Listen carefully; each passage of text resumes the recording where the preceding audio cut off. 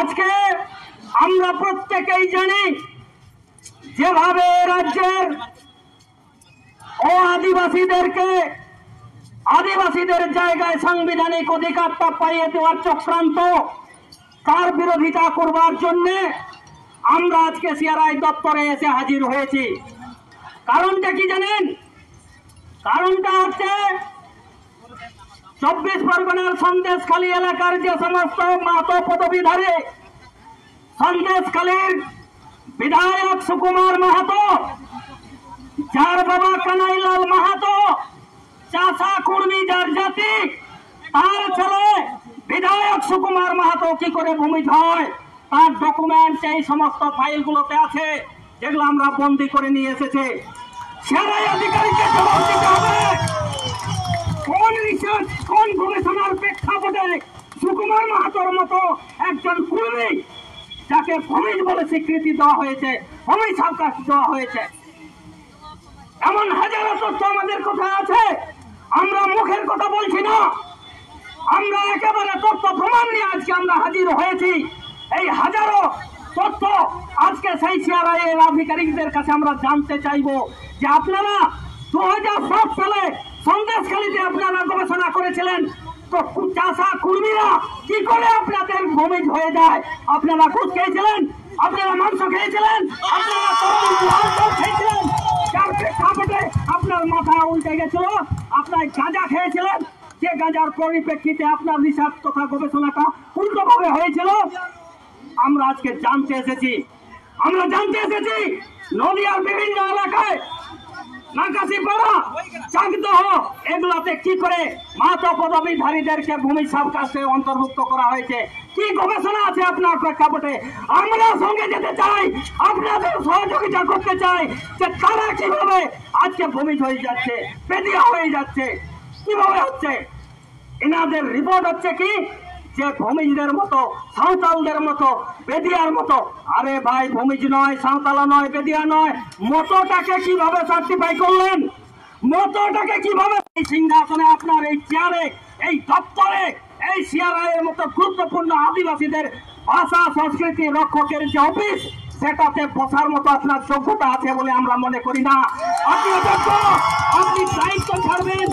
আপনি যার হেলনে চলছেন সেই নবান্নে গিয়ে খবর দেন যে আদিবাসীরা আজকে এসেছে আমার এই আসনটাকে তুলে ফেলতে, তিনি যদি বাঁচাতে পারেন তো বাঁচান।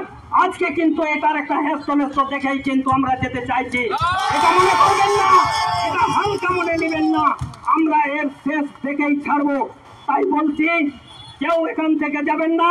আমরা যেভাবে এসেছি আমরা ভিতরে যাব, আমাদের যে সমস্ত প্রশ্ন রয়েছে সেই প্রশ্নের সঠিক জবাব দিয়ে এখানে ফিরে আসবো, আবার আপনাদের জানাবো। আর এর যদি সঠিক জবাব না পাই তা বৃহত্তর আন্দোলন আগামী দিনেও দেখা যাবে। ব্রিটিশ বিরোধ, তখন ক্ষত্রিয়দের একটা ডিফেন্সে, পুলিশ ফোর্সে কাজ করার একটা অগ্রাধিকার ছিল। তারা আগে কাজ পাবে ক্ষত্রিয় বংশজাত মানুষজন। এই চাষা কুরুম ক্ষত্রিয় পশুপালক এরা সেই সময় থেকে চেষ্টা করেছে এবং সারা ভারতবর্ষে একসঙ্গে আন্দোলন করেছে। 81টি জনগোষ্ঠী বা একটি সুবিশাল ছাড়, যেটাকে বলছে কুর্মী কমিউনিটি বা ক্ষত্রিয় কুরুম ক্ষত্রিয় কুর্মী সম্প্রদায়। সেই সম্প্রদায়ের মূল বক্তব্য ছিল, আমরা আদিবাসী নই, আমরা উচ্চ বংশজাত, শিবাজীর বংশধর। যারা পয়সা ধারণ করেছিলেন এবং বড় বড় মিছিল, গ্রামগঞ্জে আওয়াজ তুলেছিলেন, ভাত মুরগি শুয়ার ছাড়া বামুন দিয়ে বিয়া করা। তখন থেকে ব্রাহ্মণ দিয়ে পূজা পাঠ, ব্রাহ্মণ দিয়ে ঘাট সাবজি, ব্রাহ্মণ দিয়ে সামাজিক রীতিনীতি, ধর্মীয় আচার আচরণ, সমস্ত কিছু। আমি এখনো জোর করে বলছি বলতে পারি আমি পুরুলিয়া থেকে। পুরুলিয়া আদিবাসী এলাকা হলো আমাদের অত্যন্ত সভ্যতা বন্ধুত্বপূর্ণ সহ অবস্থান আছে মাত্র কুর্মী সম্প্রদায়ের সাথে। তো এখন মূল বক্তব্য হলো কি করে আদিবাসী হওয়া যায়, আদিবাসী হওয়ার কি ধান্দা, কি বুদ্ধি, কি সুবিধা নেওয়া যায় সেটা দিদিমণিকে খুব সুন্দর ইনারা বুঝিয়েছেন। যার ফলে ওনাদের ভাষা কোন ভাষার বা ভাষা পরিবারের ভাষা ওনারা বলতে পারেন না। ওনাদের ভাষা কুর্মালি, আমরা জানি এটা ইন্দো আর্য ভাষা গোষ্ঠীর ভাষা। হিন্দি, মৈথিলি এবং বাংলা মেশামেশি যে ভাষার রূপান্তর, সেই কুর্মালি ভাষাকে উনি কুর্মী ভাষা বলে স্বীকৃতি দিলেন। এবং পুরুলিয়ায় সাধারণত কুর্মালি ভাষায় কেউ কথা বলে না, অথচ সেই ভাষা কলেজে পড়ানো শুরু হলো।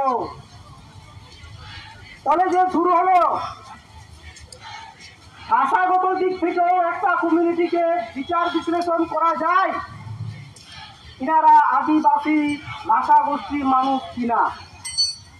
ইনাদের ভাষা হলো ইন্দো আর্য ভাষা গোষ্ঠীর ভাষা। ধর্মীয় ক্ষেত্রে সমস্ত গ্রামে হরি মন্দির আছে, কুর্মী মাহাতোদের গ্রামে হরি মন্দির আছে, শিব মেলা আছে, দুর্গা মেলা আছে। এত সব যে মেলা, এই দুর্গা মেলা, শিব মেলা, হরি মন্দির, এইগুলোতে কারা পূজা করেন জানেন? উচ্চ বংশজাত ব্রাহ্মণ পুরোহিত মহাশয়রা। ব্রাহ্মণ পুরোহিত পুজো করেন। এখনো সেই সমস্ত মাহাতো কমিউনিটির মানুষজনের এমন কিছু মানুষজন আছেন, এখনো জামা খুললে পয়সা পাওয়া যায়। আমি রাজপথে দাঁড়িয়ে বলছি, একজন মন্ত্রীর শ্বশুর মশাইয়ের জামা খুললে তার গায়েও দেখতে পাবেন পয়সা আছে। তিনি বলছেন আমরা কুরুম ক্ষত্রিয় আদিবাসী। আদিবাসী বলাটা ওনাদের অত্যন্ত অপরাধ এবং গর্হিত অপরাধ। আর জিআই ঠিক করবে কারা আদিবাসী কারা আদিবাসী নয়। ওনারা প্রায় বলে থাকেন আমরা কোন অজানা কারণে আদিবাসী তালিকা থেকে বাদ পড়ে গেলাম। অজানা কারণে নয় বন্ধু, আপনাদের পূর্বপুরুষ আন্দোলন করেছিলেন মদ মুরগি শুয়োর ছাড়ো বামন দিয়ে পূজা করো। তারপর থেকে ব্রাহ্মণ দিয়ে পূজা পাঠ, ঘাট শ্রাদ্ধি, বিভিন্ন সামাজিক রীতিনীতি, ধর্মীয় আচার আচরণ আপনাদের হয়। এখন বলছেন পয়সা ছিড়ো, আদিবাসীদের মতো পাগড়ি বাঁধো, পাগড়িটা সাঁওতালদের মতো হলুদ পাগড়ি হোক। এই ধান্দাবাজ আমরা জানি। এই ধান্দাবাজ মুখোশ খুলে দেওয়ার জন্য সিআরআই অফিসে এসেছি। আপনারা সত্যি সত্যি তদন্ত করুন, দেখুন। আপনারা দেখবেন জিসিপি দিয়ে তাহলে হরি মন্দিরটাকে ভাঙতে হবে, জিসিপি দিয়ে দুর্গা মেলাকে ভাঙতে হবে, কুর্মী গ্রামের শিব মেলাকে জিসিপি দিয়ে ভাঙতে হবে।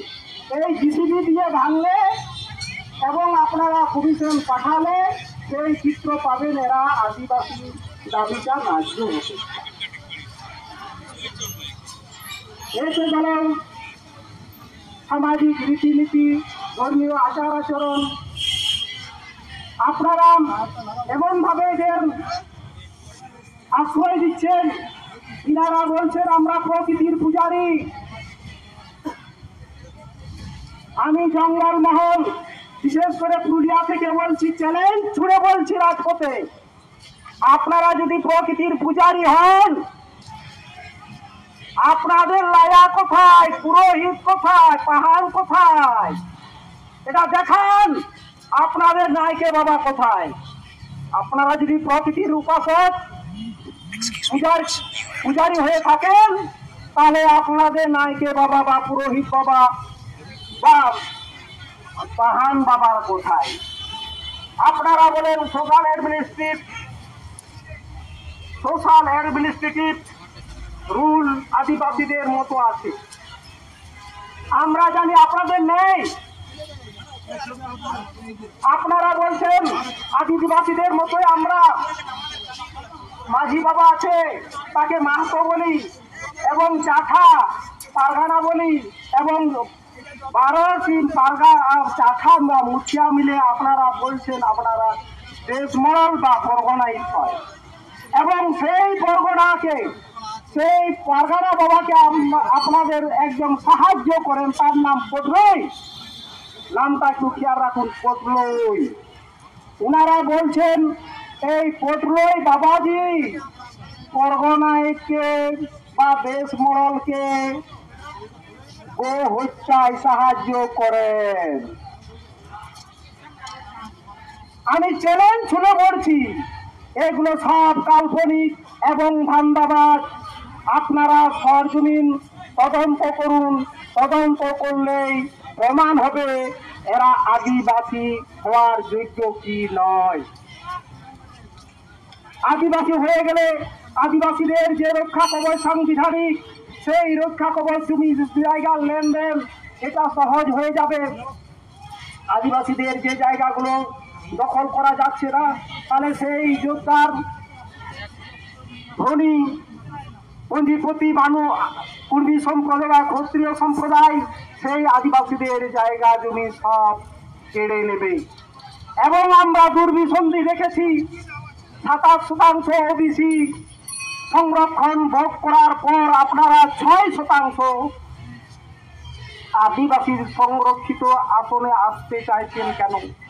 এই জায়গায় আপনাদের দুর্বিসন্ধি আছে। দুর্বল আদিবাসীদের হটিয়ে সমস্ত সুযোগ সুবিধা সিংহভাগ ভোগ করা যাবে, দখল করা যাবে। এই জন্য আমরা দেখেছি এই দিদিমণির আমলে 2011 থেকে হাজার হাজার লক্ষ হয়তো পেরিয়ে গেছে, এত ফেক সার্টিফিকেট বেরিয়েছে। কেন, কি করে সেটা সম্ভব? আমাদের পরবর্তী বক্তারা কোন জেলা থেকে, কোন সাব ডিভিশনাল অফিস থেকে কি কি পদবি তৈরি করে, গ্রহণ করে, জাল করে এসটি সার্টিফিকেট দেওয়া হচ্ছে, তার জবাব চাইতে আমরা আজকে এসেছি। আমি আর দীর্ঘায়িত না করে, আপনারা দূর দূরান্ত থেকে এসেছেন, যেমন শান্তি শৃঙ্খল ভাবে এসেছেন সেভাবে ফিরে যাবেন।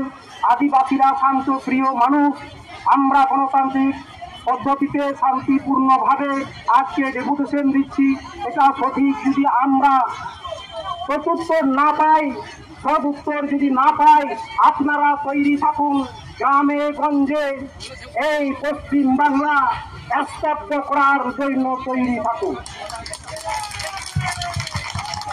তার সাথে আমি একটা অনুরোধ করব, আপনাদের অনেক মহৎ গুণ আছে, এই মহৎ গুণকে আমি কর্নিশ জানাই। তবে ত্রুটি বিচ্যুতি আছে, সেটা হলো মদ এবং হারিয়ার অতিমাত্রা ব্যবহার। এটা একটু আমি করজোরে নিবেদন করব, মদ হারিয়াটাকে আপনারা পরব পার্বণে ব্যবহার করুন, এবং আদিবাসী যুগ যুগ দিয়েও আদিবাসী ঐক্য দীর্ঘায়িত হোক, এ বলে আমি আপনাদের